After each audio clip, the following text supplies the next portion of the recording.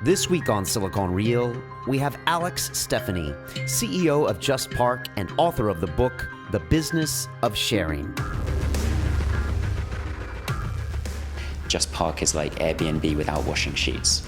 The sharing economy is really a human economy. This is an economy in which people are getting goods and services, not from multinationals or from governments, but from usually just ordinary people.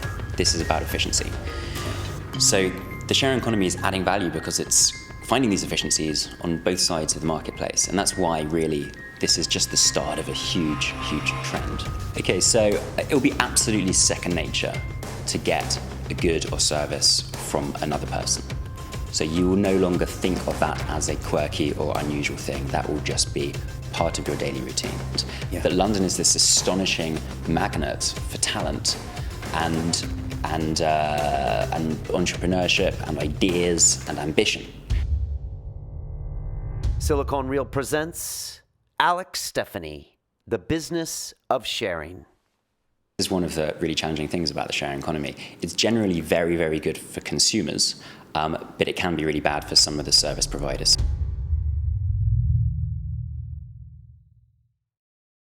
Okay, here we go. I wanted to welcome everyone watching us now live on YouTube. It's Good Friday, and we're still here to entertain you with a fabulous story. So let's get going. This is Silicon Reel, the weekly talk show dedicated to the people of the London technology startup scene. My guest today is Stephany, who's the CEO of Just Park, the world's largest website for shared parking with over 1 million customers. Almost. 750,000. There you go. You guys are backed by Index Ventures and the VC arm of BMW. You also just completed the largest ever equity crowdfunding round in 2015, £3.7 million, which is the legal EU max, from over 2,900 investors. Alex, you were educated at Oxford University. You're a mentor at Techstars, and you just wrote a book called The Business of Sharing. I was at your launch party. It was fabulous. Welcome to Silicon Reel. Thank you very much for having me, Brian. It's very awesome to be here. It's a pleasure. You know, every time we start talking, we just keep talking, because when I'm making a short video of you, like at your launch party or like we did just now, there's just so many things to talk about because you're in the middle of this sharing economy, and you just wrote a really detailed book about the sharing economy as well. And we also have a bunch of other things to talk about, like the big crowdfunding campaign. I don't know where to start, but I'm just going to jump in. Yeah, sure. I was reading your book, and it's really good, and it's really packed. You said 80,000 words is what it ended up being. Is that right? Which is a healthy book, but it starts off, you're in San Francisco, you're getting a ride at Lyft, and the guy starts talking to you. He knows you're a Brit, and it's a real dive into the sharing economy and what it means and how it's going to change everything. I bet most people watching us have used Airbnb or used Uber, but I don't think we really understand like a lot of the ramifications of the sharing economy. And with Just Park, like the more I now mention you and the company, so many of my friends have used Just Park, and so it's really strange in that sense, is I don't think I've ever been touched by a company and then found out that everyone's actually using it. So I don't know where to start, but where should we start? You know?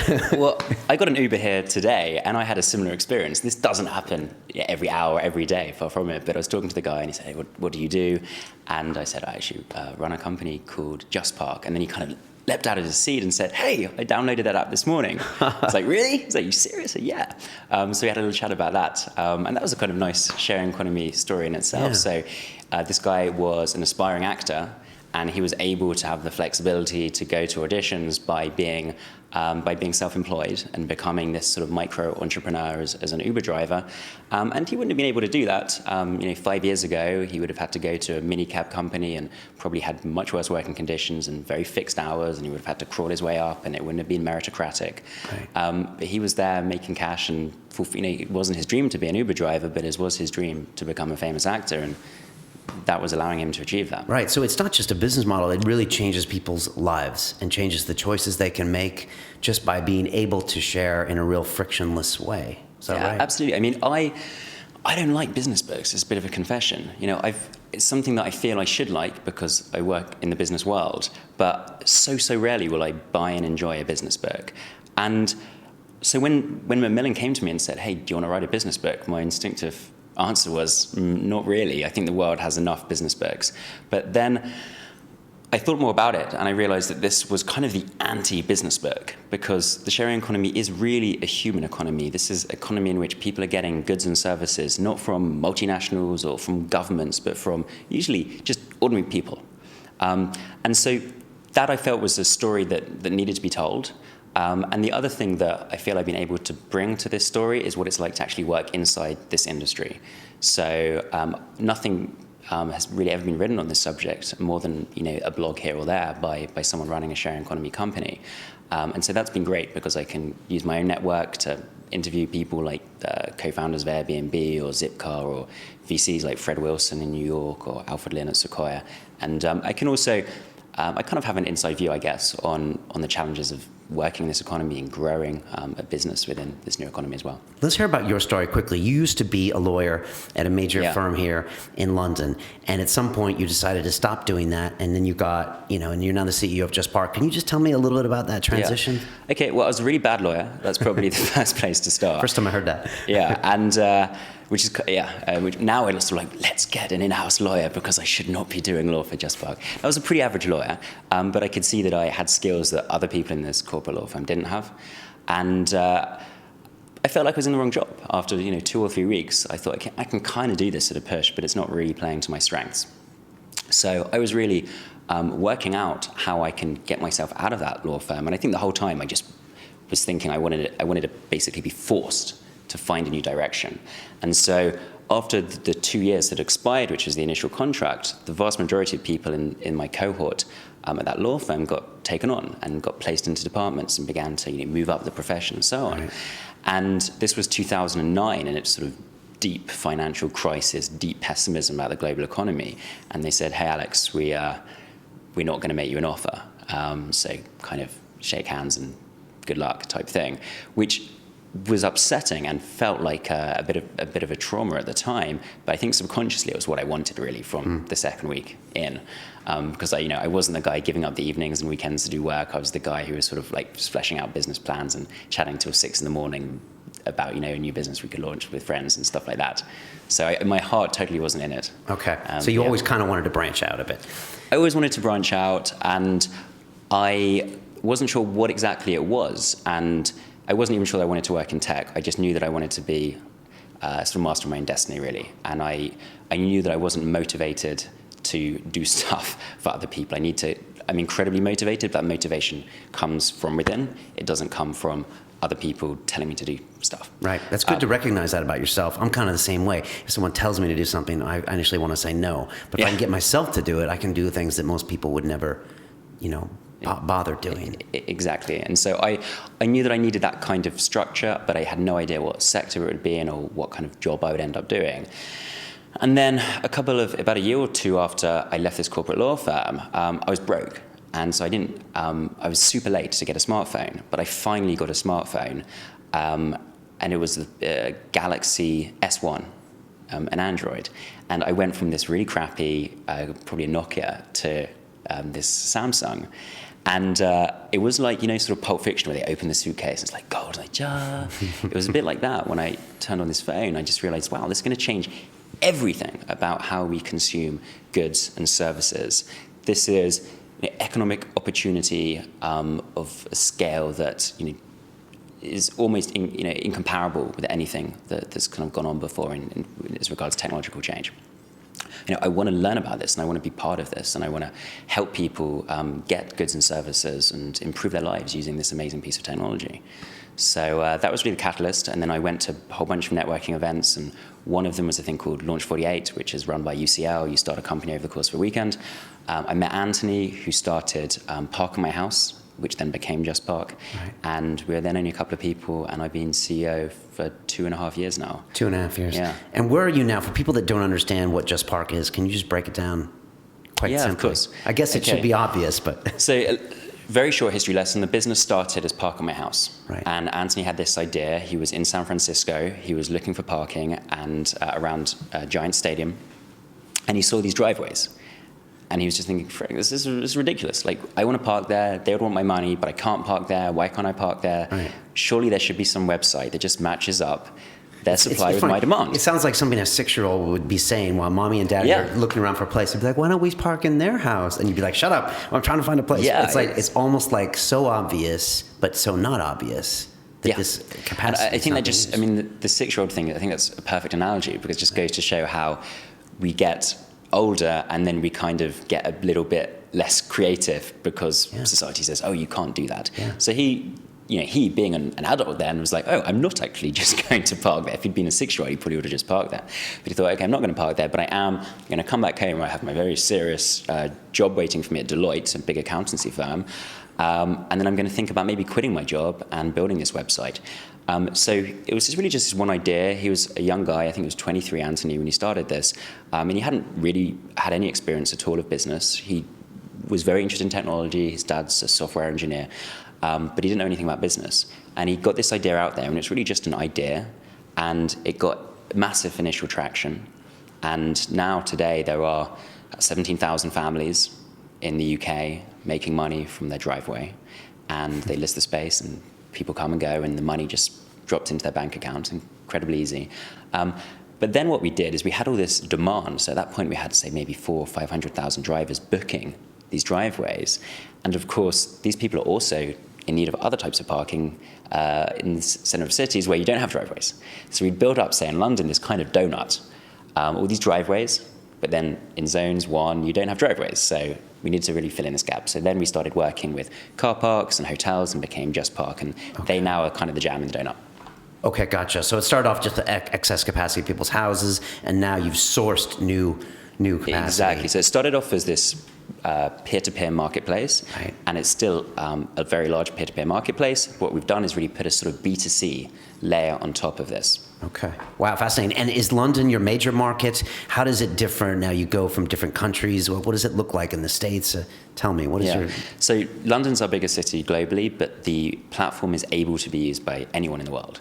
So it gets used all over the world as a result. The US is our second biggest market, and we don't really market or promote the service there at all. We've never had an employee in the US, but it's really gratifying that it is getting used. And so, for example, in Boston last year, there was about $40,000 going back into people's pockets, which is kind of a small sum, but then when you add up all of these cities from around the world, it gets to become quite a big long tail. And the interesting question for us strategically is, yes, we can see that this is a service that people love and get value from, but how should we allocate our resources between cities that are already on that curve and cities that are, really just seeing some sort of initial sort of action. Right. It's tricky to know, like, whether you should put people in the city, if that's going to help or hurt your resources, that kind of thing. Just going back to the sharing economy really quick, what are some of the big takeaways from this book that might not be obvious from people who've, used Airbnb as a seller or as a buyer, or have done some sharing things? Like, what are some things that are really going to, because it's going to rattle the business model of everyone, the fact that this exists in the future. What are some of the things that we should kind of keep an eye out for,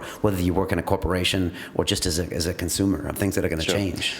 So let me just explain the structure of the book real brief. So basically it's split into chapters that relate to all of the different stakeholders in the sharing economy. So there's a chapter called Consumers, which is about how consumers are deriving value from the sharing economy. There's a chapter called Corporates, which is about how corporates are responding. There's one on regulation called Governments, and so on. There's one on investors as well. So there's 6 different chapters. They will look at these different ways into the sharing economy, and it's really reflective of the fact that this is a very, very collaborative economy that is bringing different value to very different sorts of people and also very different challenges to different sorts of people. So it's written such that people can just dive into the book. So say you are a corporate and you're interested in how corporates are going to be challenged and need to engage with these new companies, then you just head straight to the corporate section. So for example, you mentioned that point. What I talk about there is the different ways that big multinational incumbent companies are responding to what is essentially a competitive threat. And there are some sectors that are responding really positively. So, for example, the automotive sector is embracing a lot of these new sharing models. Okay. BMW being BMW, they invested in 2011 in us. Okay. They have also a service called Drive Now, which is basically car sharing, premium car sharing. Okay. They have a venture capital fund, which is to do with mobility services. This is an example of a business that realizes they just can't keep doing the same old thing forever. Patterns of consumption are changing, and they can't have a huge business just based on selling cars. So what they need to do is they need to sell access to these cars, they need to sell mobility services, and they really need to totally reconceive what they are as a business. But then also there are sectors that really aren't innovating in the same way. So for example, if you look at the accommodation sector, hotels have done very, very little to tap into the new demand for accommodation that sites like Airbnb are really ignited. So I think that's a shame, and I think that's rather short-sighted on their part. The majority of energy from the big hotel groups has really gone into lobbying against the threat, right, as they see it, of sites like Airbnb. Right. But actually, if I was CEO of Hilton, I'd be saying, hang on a sec, there is a demand, clearly, for this new type of accommodation. Why don't I, in, say, New York City, put together a curated marketplace, right, called Hilton Homes. Help facilitate it, right. And there's going to be some beautiful, luxurious homes, and they can be serviced from a nearby Hilton hotel. And instead of selling one bedroom to a businessman for a couple of nights, maybe he's going to take a whole Hilton home, and he's going to spend $10,000, $15,000 taking his family to New York City, and he's going to have a different type of experience. So I think that, yeah, I think some of these businesses are responding positively, some less so. And in that chapter, I talk about all the different ways that they are responding. There's sort of 4 different strategies, but yeah. Right. Go read the book to find out more. Yeah, no, that's good. And taxis are another similar piece. I mean, you see in London, the black cabs, protest Uber, and in most cities, they are, holding fast and holding to these licenses. And yeah. I mean, I love black cabs. It's something I fell in love with London when I first came here 12, 13 years ago. And I thought it was like my private limousine, and everyone loves a black cabbie, et cetera. But at the same time, when it's 1 a.m. 5 years ago, and these guys are driving past you because they want to go home, you're like, wait a second, this is, this isn't fair. This isn't a free market. And so at the same time, you're like, okay, we need to move forward, and we need to really have a supply and demand marketplace. So it's interesting to see. And then there's the Innovators Dilemma. I used to work in banking. We didn't want electronic trading to happen because it was going to make me obsolete. And so you almost fight it without thinking about fighting it. You just ignore it as long as you can, until then one day you either capitulate or get taken over. Well, I mean, I think this is one of the really challenging things about the sharing economy. It's generally very, very good for consumers, but it can be really bad for some of the service providers. So black cabs is an obvious example. Right. I've lived in a few different places, but I'm very much born and bred Londoner. And for me, as with you, a non-Londoner, black cabs is still so synonymous with London. And I used to get black cabs the whole time when I was coming home late from work, and it was just be a sort of almost like my daily route home, and I really loved it. Like, they have this sort of low-level grumpiness almost that's so invigorating. You'd get out of a cab, and I've had amazing conversations with black cab drivers, and like as a bunch, they're hardworking, honest, like a great bunch of people. I think have added so much to the fabric of London, and yet they're really expensive. And they don't provide people with value for money, and that the skills they have, like knowing every single back street and taking the knowledge, are kind of ancient skills. And in 10 years' time, they're going to be like, wood carving or, knitting or stuff like that. These are like homely, antiquated skills. And so one of the challenges of the sharing economy for the people working in some of these incumbent industries is, how are they going to adapt?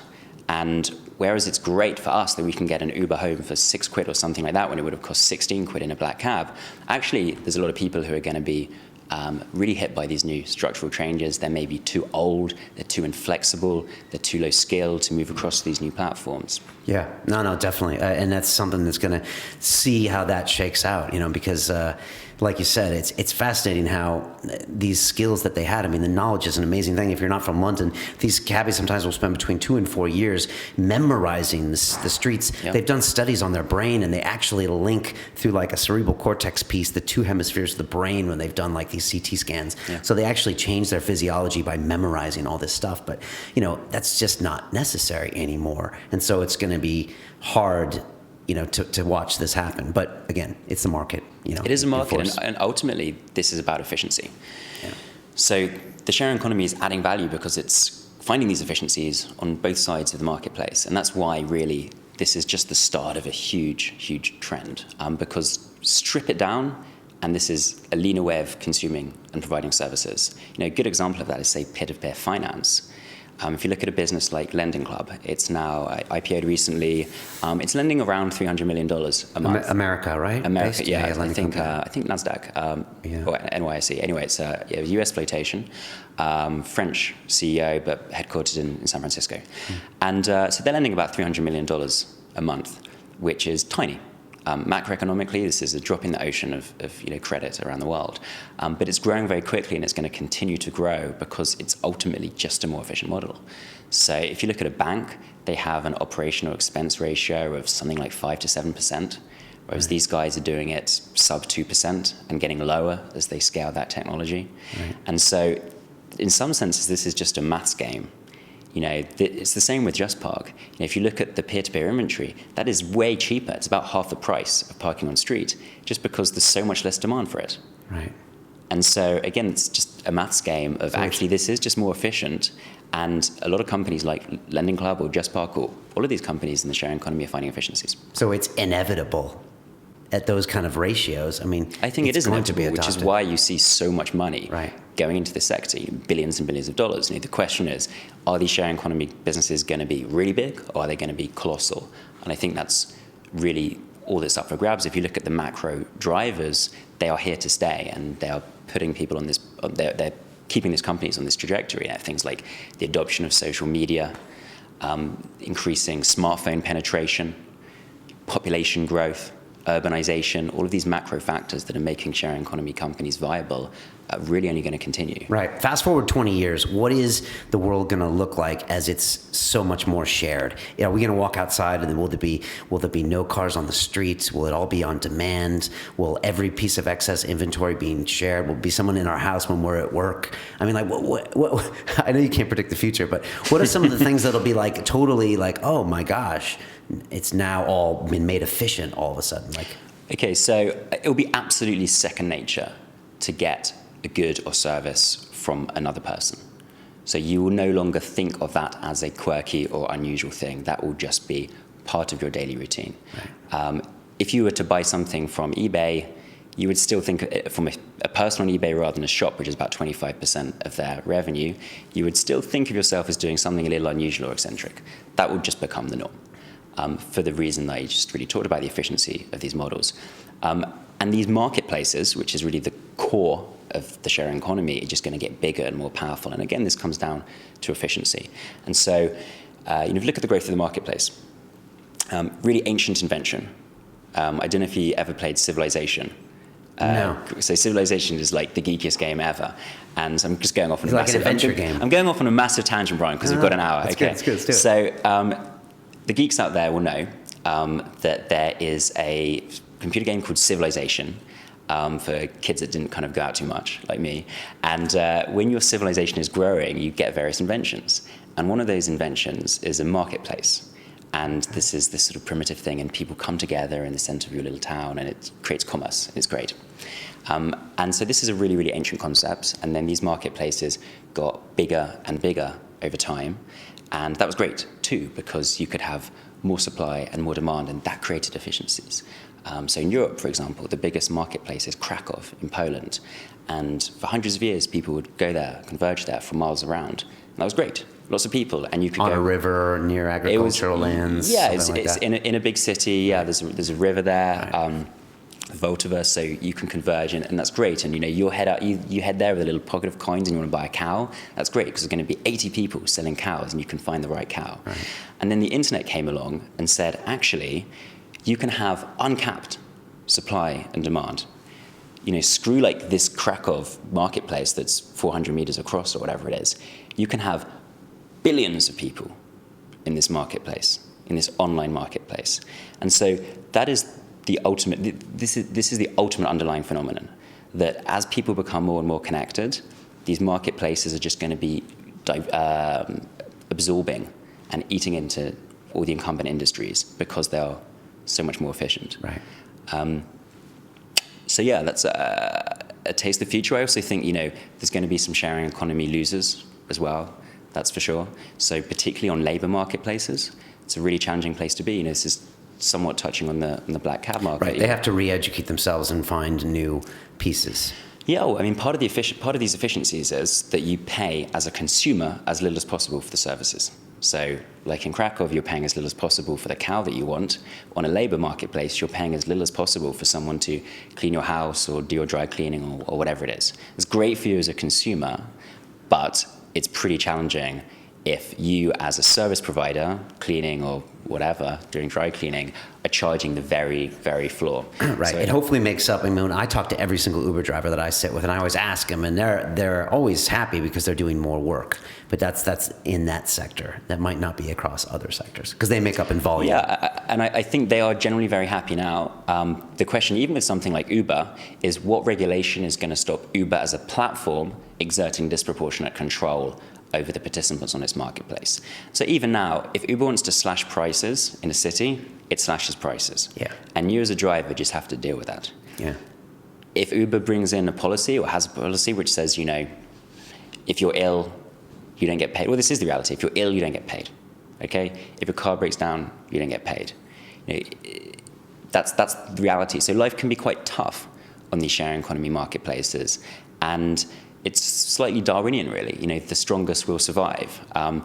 And that's just entrepreneurship, really, because what it's doing is it's creating kind of mass entrepreneurship. Yeah, yeah. It reminds me a bit of like the recession when it hit in America. Everybody was upset and they had to find new jobs. But in America, they're very good at cutting workforces and getting rid of, people that aren't performing, and they re-educate themselves. And now it's recovered as an economy much faster than a lot of the European economies that, say, have employment contracts, and they're much more about a socialist mind frame. So I guess it is all about finding the efficiency and finding as a person what you should be doing. Maybe it's not in these old service sectors. I don't know. It's a little harsh too. Yeah. Let me ask you about fundraising, because this is one of the fascinating parts of your story. You, Just Park got funding from Index Ventures last year. Is that right? 2014? Yep. Index, huge company. We have one of their partners here talking about taking Just Eat public. I would say it's the marquee VC firm in London, one of the, right? I mean, if you get funding from Index, Saul Klein, you're in the know. You're with a lot of other great companies that have also been funded by there. A lot of companies that would be their dream, and then they would go continue building their company. Yep. You decided to go tap the crowdfunding market, and I wanted to know why you did it. Was it difficult for Index to even entertain that idea? You really are trailblazing in this sense, because usually people do it the other way around, or at least that's what the public thinks. Yeah. We think of the Kickstarter to start a movie or something, and we don't really understand crowdfunding, but you did it after the fact. Can you just break down that whole thought process? Sure. Okay. So it started off as a kind of plan B. I was walking home one night and I was thinking, okay, we're having all these conversations with all of these VCs. But as everyone knows, VCs can kind of string out conversations, they find out more, but having interest and having nice meetings and this kind of thing with VCs is very different to getting to the point where they write your check. Right. And so hard enough running a company, let alone fundraising while you're running a company, let alone being let on. Let alone writing, right, and writing a book. Don't forget that. Right, and writing a book too. Yeah. And so I was walking home thinking, well, maybe what if they're just leading us on a kind of merry dance and these deals just don't come together? Well, we need a backup. So maybe we should look into crowdfunding, because we could see that lots of companies were doing it. I knew that Just Park was solving a common problem. It was well understood. It had a pretty significant user base then of about 400,000 or 500,000 people. So I was thinking, okay, let's look into this as a backup plan. How are we going to work out if this is a viable backup plan or not to raise money from a VC? Why don't we just ask them? So I remember emailing Anthony. No, I picked up the phone. I was like, hey, why don't we just ask our customers if they want to do an equity crowdfunding and work out if it's a backup option or not? So he said, yeah, okay, that sounds like a pretty sensible idea. Let's do it tomorrow. So got to work tomorrow, and I drafted an email which basically said, we might be doing equity crowdfunding. This isn't an offer to subscribe for shares in the event, blah, blah, blah. And it had some sort of pretty former lawyer. Very good. Former lawyer. Hopefully not breaking too many financial regulations. So we got this email out, and it linked to a Google form. And it was incredibly simple. It was just, what's your name? How much would you be interested in invest? Subject to, full terms of the deal, blah, blah, blah. We didn't know what to expect. I had very low expectations personally. We got it out, and the response was just unbelievable. So we had hundreds and hundreds of emails back. We had hundreds of small pledges, and those pledges cumulatively added up to more than £500,000 from 5% of our user base. Okay, so you only pulled 5% of your user base. 5% just as a test. Yeah, as a test. And then we thought, wow, that's crazy. Let's repeat the test. That's a lot of money. So we repeated the test. On a different 5%. On a totally randomized additional 5%. Okay. And saw an almost identical result. Wow. So then we're thinking, this is seriously exciting. There is a genuinely large appetite to own some of the business and share in our success from our customers. That's awesome. And if we can make that happen, then I think that will not only be great for them, but I think it'll be great for the company. And so it turned out actually that we did get an offer from Index. And then at that point we were thinking, well, hang on a second. We've got these two options. They're both super attractive. Can we have our cake and eat it? Can we make both types of investment work? And so we basically worked out how to structure this. And to cut a long story short, it was really essentially a whip around. We didn't want to have the double dilution of issuing a whole bunch of new shares to the crowd and a whole bunch of new shares to Index. We didn't really need the money. So we thought maybe we can issue new shares to the crowd and get Index their allocation from existing shareholders. So essentially we did a whip around, and we went to BMW and we went to an angel investor, and Anthony as well agreed to sell a few shares, and we were able to kind of grab together enough shares to get Index into the business. Okay, so the new shares were for the crowd, and then the Index bought previously existing shares. Exactly. And that's called a whip around, or is it whip around when you transfer I'm equity? saying like a whip around is, like when you're doing whipping around for cash. It is really English expression. Like a whip around is like, hey, everyone, chuck something in. Right. And so that was really what it was like. It's like, hey guys, we're all shareholders. Everyone really wants to work with Index. And the guy that we're working with at Index and is now on our board is Robin Klein, who is just an awesome guy and has an amazing track record of working with tech companies. And it was obviously the case that we wanted to involve them in the business, and they've been great so far. So to allow that to happen, we had to say, hey guys, they need some shares, you got some shares, can we work something out here? And everyone was really amenable to that. And so, we were able to pull together this really interesting sort of hybrid deal of crowd plus VC. Right. Well, congratulations on that. A lot of CEOs would have just said one or the other. I mean, again, that's really almost thinking outside the box of look at those driveways, we should park in them, because, a lot of people would have by definition said, oh, Index is in, and then we won't do this. So, that was big right there. Now, talk to me about this crowdfunding round. Why choose Crowdcube? There's a bunch of different platforms in London or in the UK. Did it affect the fact that you couldn't do equity crowdfunding in the US? And then how did you get so many people, and how did you break all these records? So there are a couple of major platforms in the UK. One is Crowdcube, the other is Seedrs. We had Jeff Lynn here a couple of years ago. Both excellent businesses. Yeah. So a really tough decision. So ultimately just a tough decision and a commercial one. But I think that, as I said, I think they're both great businesses. And there's a ton of other, I think, equity crowdfunding platforms that are emerging too. So I think AngelList are now in Europe as well. Yeah. But what was the question? How did we... Yeah, so you chose the platform, Crowdcube you chose, and then did you know it was going to be that big? Is there anything you did to facilitate the size of it? Or you said it was 370% oversubscribed when we did our quick video. What was that process like? So we were confident based on that test that I mentioned, but you never know until you know with crowdfunding. Yeah. One thing about people is, and we're doing this now with our premium service, you can ask them if they'll pay for it, exactly. Which is completely non-correlated to whether they will, right? Yeah, okay. Exactly. And this is ultimately monopoly money for them. It's like, I will invest £500, or will you?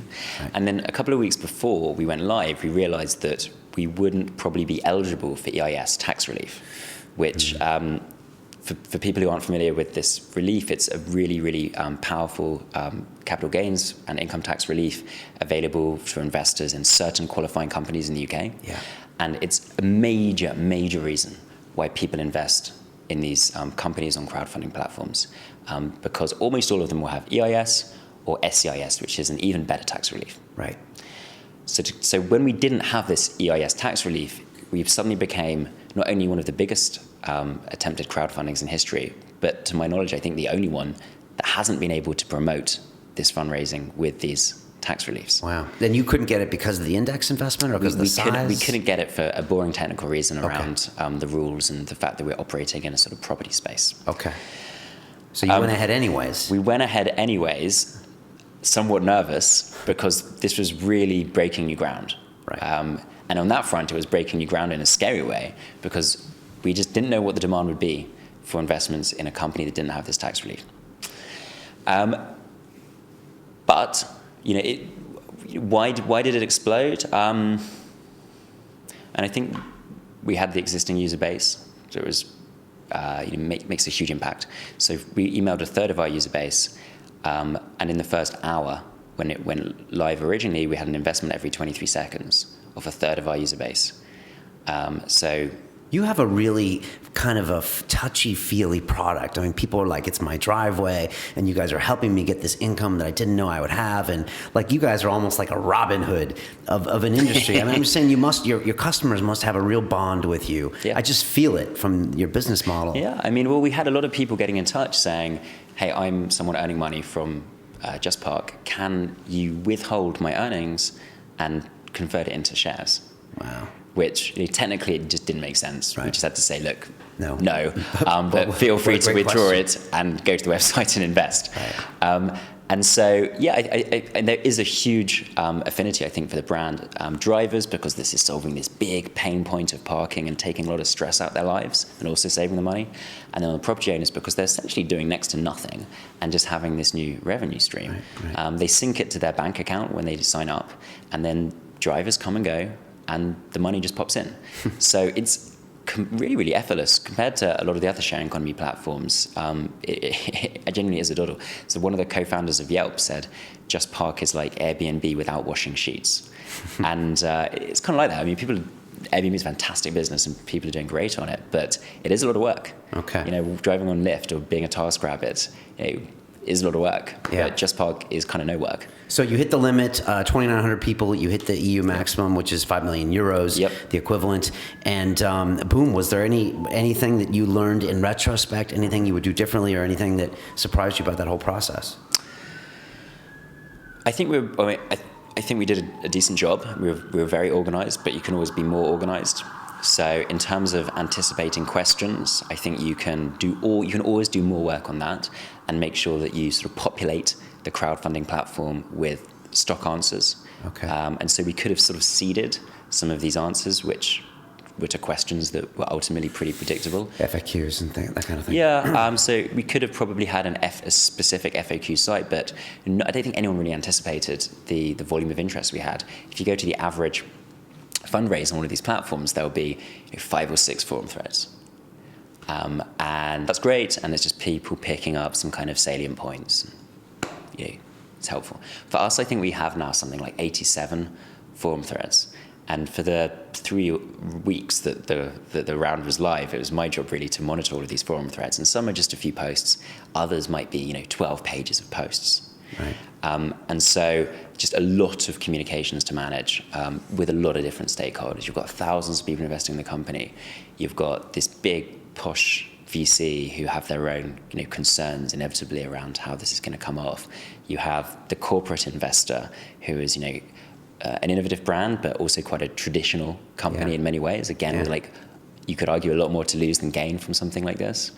You have an angel investor. You have employees. You have a management team. So your next book should be called "So You Want to Be a CEO," right?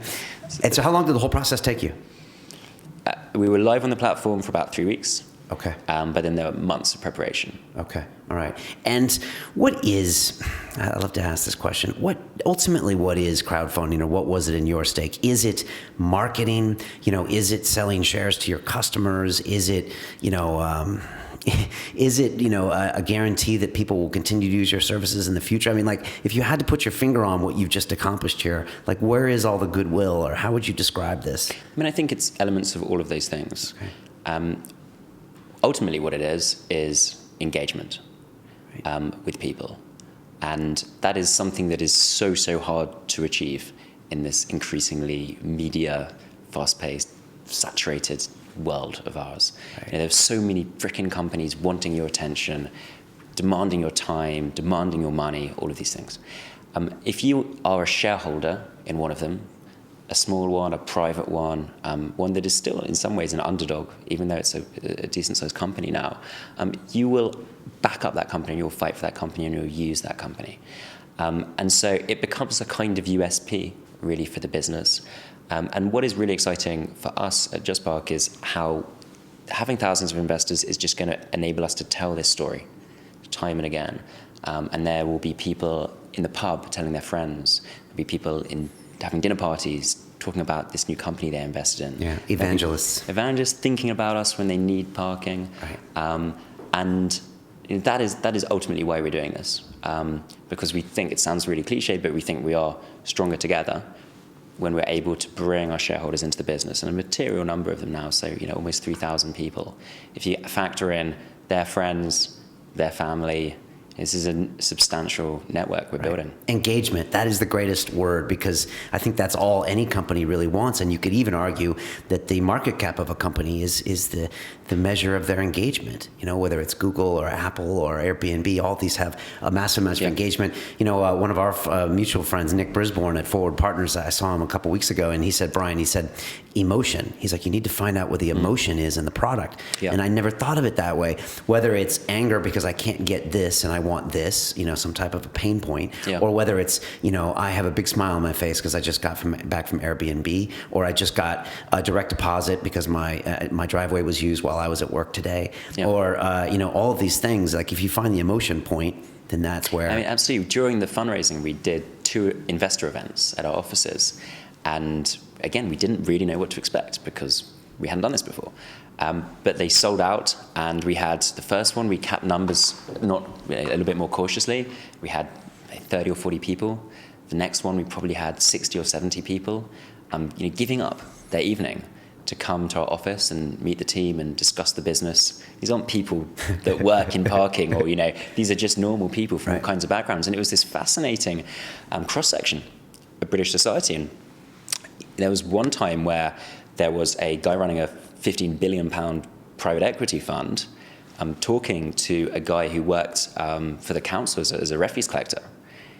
People that would never come into contact ordinarily, but were actually there because they were excited by this, fundamentally what we're doing, solving this big problem in cities. And that's just really, really cool to see this kind of fascinating and big alliance of all kinds of different people. That's incredible engagement. All right, talk to me about corporate culture. I know you recently had a retreat, and I want to ask about how you've developed the corporate culture in Just Park. It's something that we talk a lot about on the show, but I haven't really dived that deep into it. It's something I'm thinking about with London and Silicon Reel, what kind of culture we want, because that ultimately you could argue defines the success or failure of a company. At YC and Y Combinator, they always say that third hire is the biggest, or the second hire is the biggest. I know the Airbnb guys, the 3 founders, they didn't make their first hire for like 6 months, and it was a crucial component. And then as you build that team, you have to make sure that everyone's still on the same page. So tell me about culture at Just Park. Yeah, well, it's culture with any fast-growing company, I think, is particularly challenging just because there are more and more people coming into the business more and more quickly. Now, we've grown from about 5 people a year and a half ago to 33 people today, and it'll probably be 60 people, potentially 70 people by the end of the year. Wow. So there's this big question, how do you keep people on the same page? How do you create a state of affairs where the people that are already in the business feel excited by the people coming into the business and feel that these people are on the same page as them, and that the people coming into the business understand the business they're coming into and feel excited by it. And similarly, even though they're not that kind of founding team, they're not the first 10 on the ground. Peter Thiel says one of the questions he asks a CEO or founder is, why would the 50th person join your company? And I think a big part of that is making sure that the culture is right. And so, incredibly important for many different things. Employee hiring. We've got to hire the right people who will fit in. They need to understand what we're about and how we approach work. Because that ultimately is, for me, that's what culture is. It's a way of approaching work and a way of approaching your colleagues. It's sort of nothing more than that. There's a good definition by Brian Chesky, the CEO of Airbnb. He says, culture is a shared way of doing something with a passion. And it's really important that everyone understands what that is. And for me, that's actually the difference between startup culture and big kind of corporate culture. So a relative of mine works for a huge financial services business, and in their lobby are these sort of generic terms that I think one of them is respect. And I think people just walk past them and just say, well, that's kind of meaningless. That's just a bland, vanilla value that doesn't really connect with anything that I do. It's just too abstract.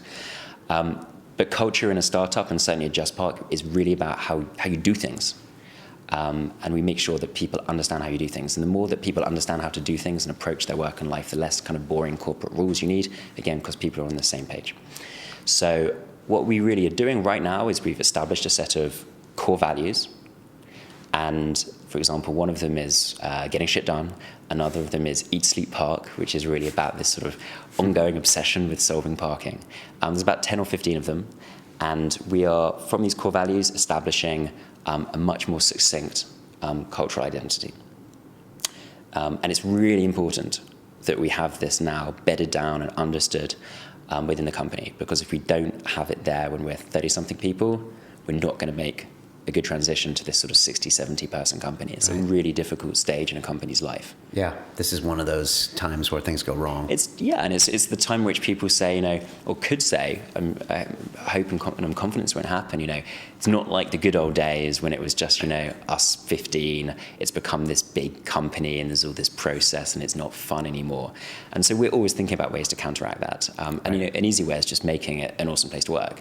So we have a chef, for example, that cooks a free lunch every day, and breakfast on one day and tea on another day. We have massages. We just do these quarterly retreats, which are a huge part of the culture of the business as well. So 4 times a year, we go out of London to a beautiful place. The next one is in a foreign country for the first time. And we spend a few days together. It's really intense, working on strategy for the next quarter, thinking about how the previous quarter went, and also just having fun. Like, it's a large sociable element. And now I think it feels like people are really working with their friends. And what's really, really gratifying for me is when people talk about how excited they are to come back into work on the weekend. And I know that their working week is as much fun as the rest of their week. And that's, for me, that's the most motivating thing. If I can have a group of people working at Just Park who are fulfilled in their working lives, then A, they're going to propel the success of the company, but B, just as an end itself. I mean, I fundamentally have responsibility to these people to not only make sure that we can pay them at the end of every month, but also make sure they're happy and challenged and fulfilled in their working lives. How do you relax? I mean, you're writing a book the last year, 18 months? 18 months. 18 months. You're doing equity crowdfunding. You're keeping the index guys happy. You're keeping the Beamer guys happy. You're trying to keep the company culture going, and you're scaling at a massive rate. You seem pretty calm.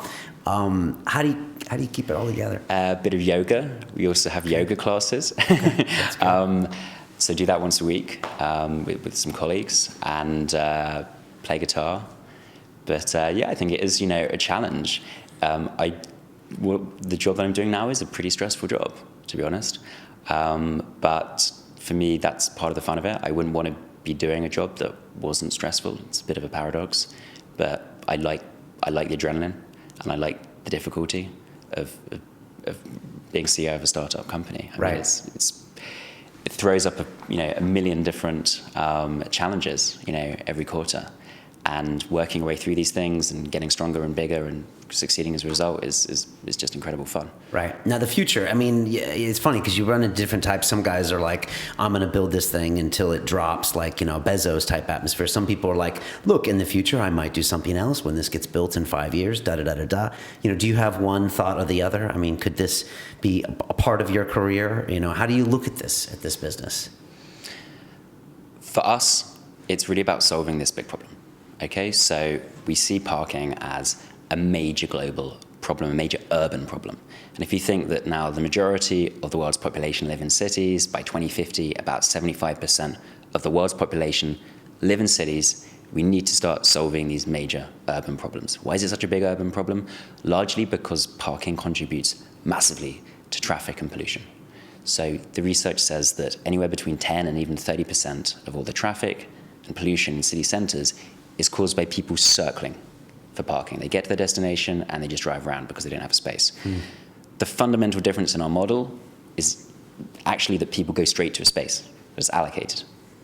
So although people perceive us as being different primarily just because it's a different type of inventory, it's driveways and hotels and churches and this kind of thing, for me the biggest difference is it's an entirely different and more efficient journey.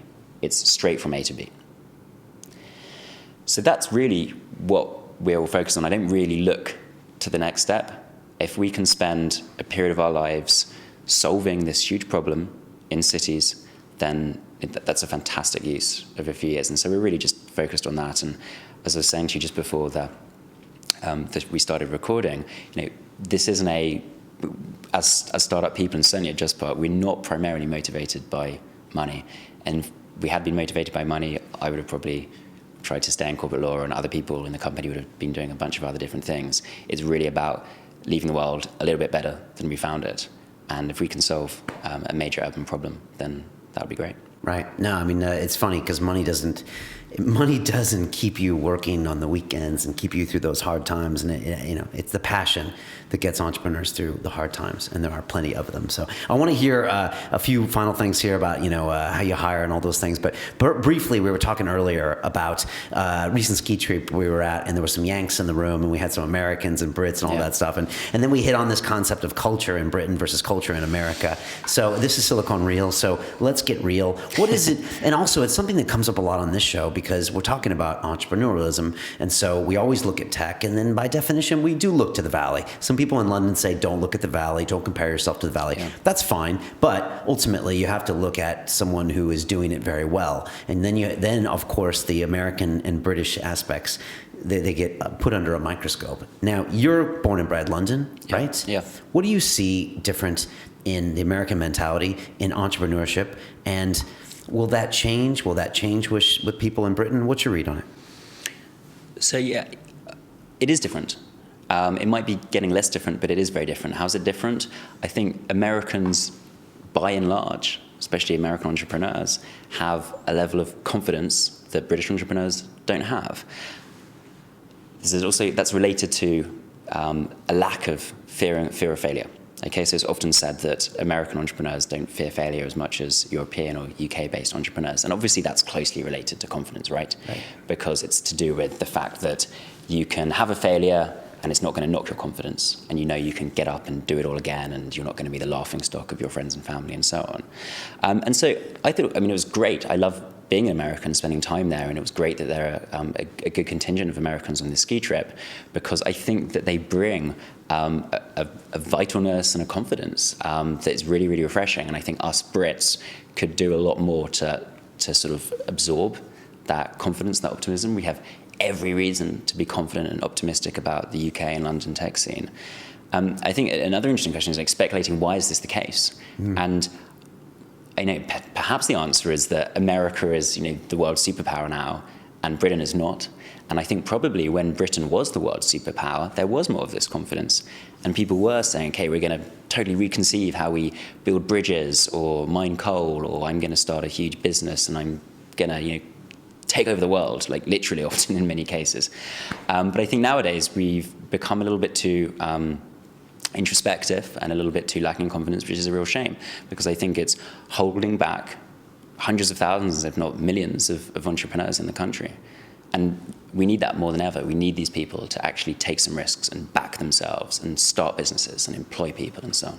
There's that expression in America that says, go west, young man. And I think just what go west, young man, that's 4 words. But it says so much, because in typical America, if you would go west, there was an abundance of capital in the form of land that no one was using. And if you wanted to work, you could work that land, get your goods to market in a place like America, and you could prosper. And back, like you said, in the Industrial Revolution, or before that, Britain, you could go to the Dutch Indies. You could go here, you could build this, you could go take over this. And there was probably that spirit where it was endless, it was limitless, and all you needed to do was hit the seas, which Britain owned. And so in a weird way, that was the kind of go west of the day. But I agree, these days, I don't know if it seems like maybe it is this kind of non-abundance mentality. Maybe it's kind of like we only have this island left and the Americans are doing that. But I agree, it seems like there's that mentality of maybe it's not out there to be optimistic, but we have so many resources in this town. I mean, London is just an amazing and chief among place. them is the diversity. So there's now this sort of reverse trend that London is this astonishing magnet for talent and entrepreneurship and ideas and ambition. But a lot of that ambition is people who aren't born in the UK.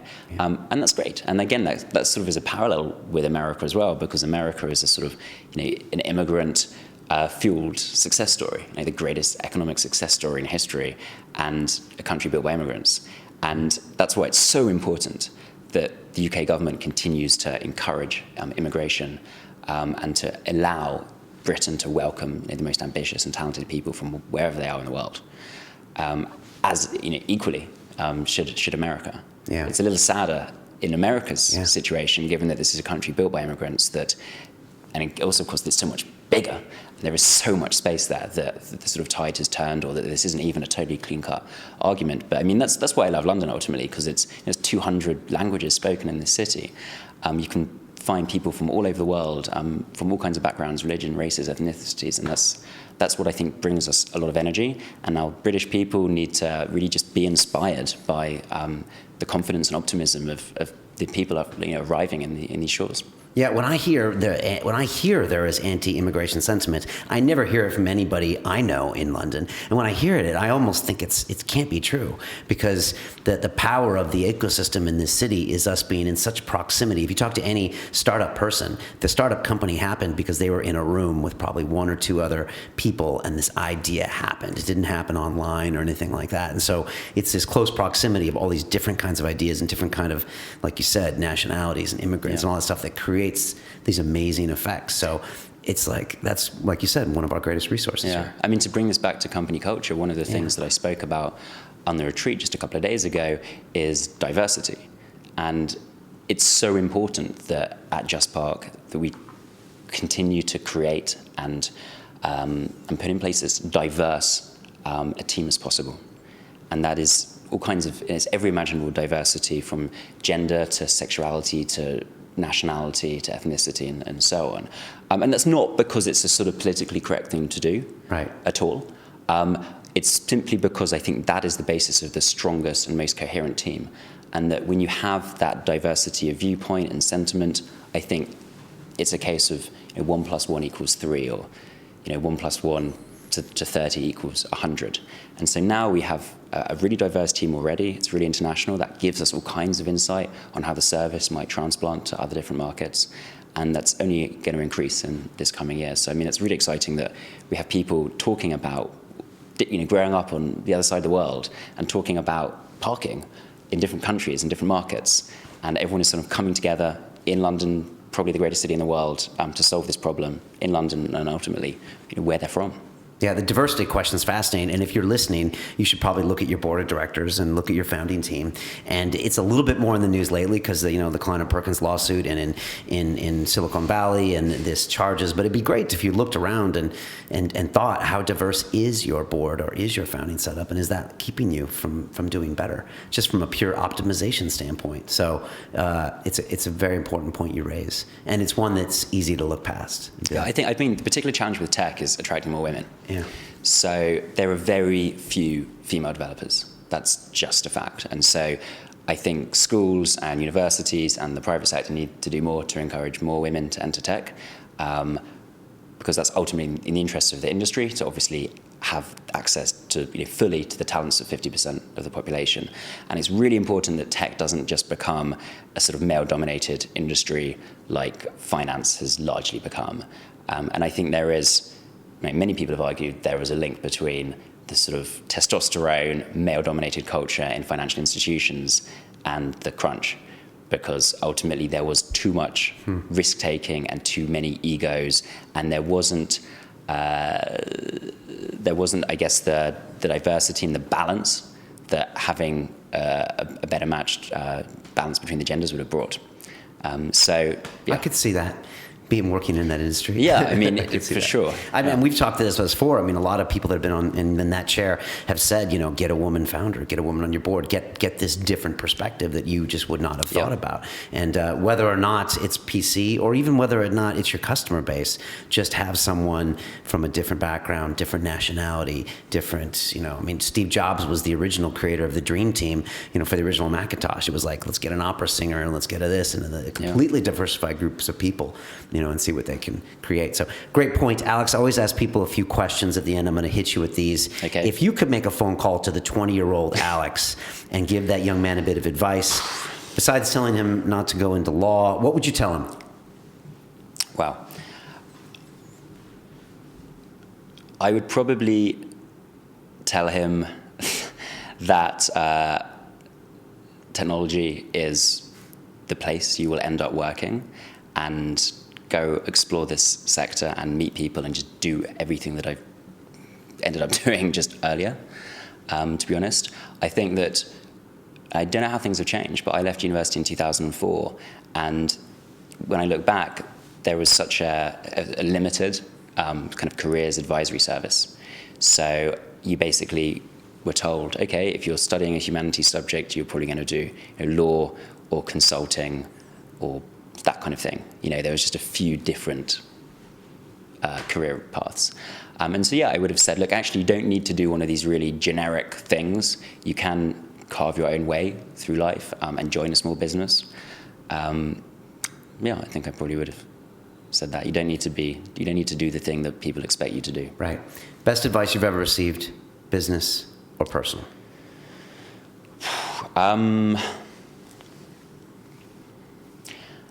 Some really good advice from the guy that ran the litigation department at Clifford Chance, which was just a 2-word piece of advice that was one of the things that really stayed with me. And this guy's motto was, impress everyone. And I thought that's just really nice, because it's not just about impressing important people.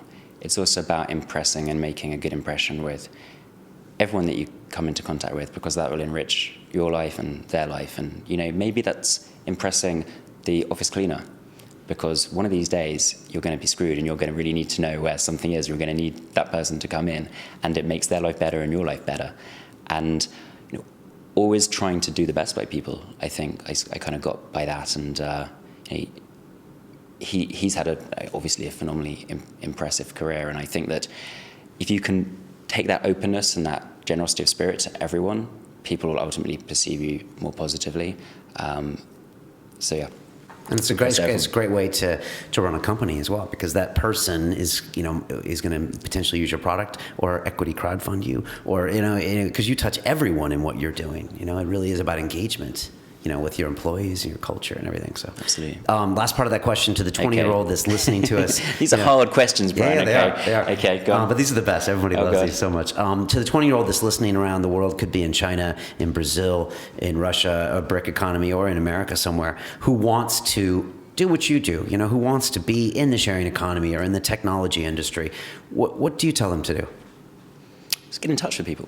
So one of the lovely things about tech is that people are, by and large, very friendly.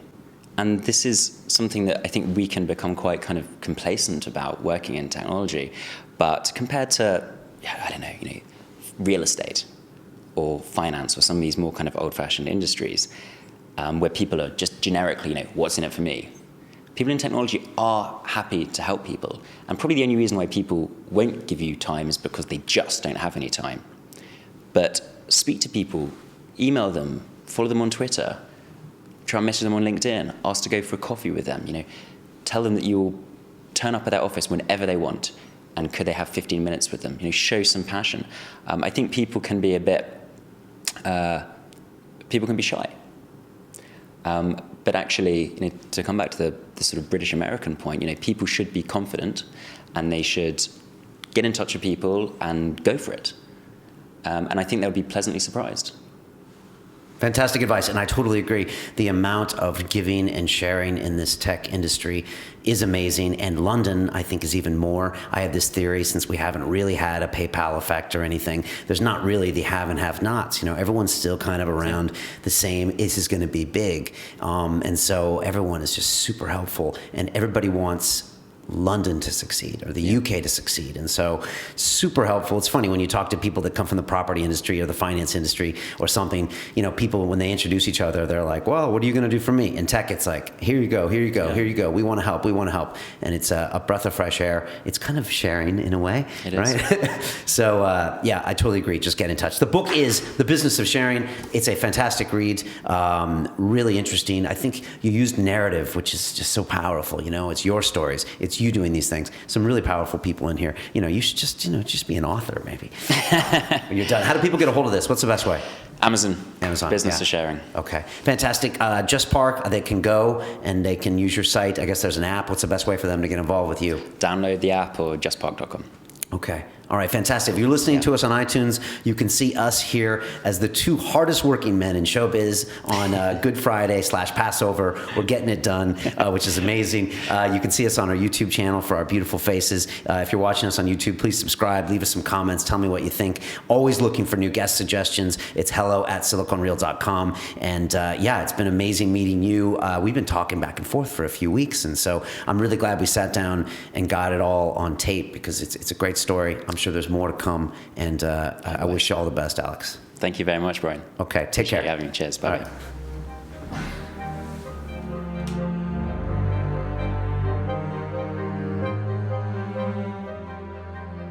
This week on Silicon Reel, we have Saranga Chandratilake, partner at Balderton Capital. If you want to make an impact, then one of the smartest, easiest, most efficient ways of doing that is to start a company. Increasingly, we are all going to have to be entrepreneurial. Forget a job for life. People don't have a job for a decade or even a job for 5 years these days. You have to have such passionate belief in the thing you're doing in order to be a really effective entrepreneur. An IPO is not a goal or an exit. An IPO is simply another step. The entrepreneurial challenge is knowing when to change and when not to.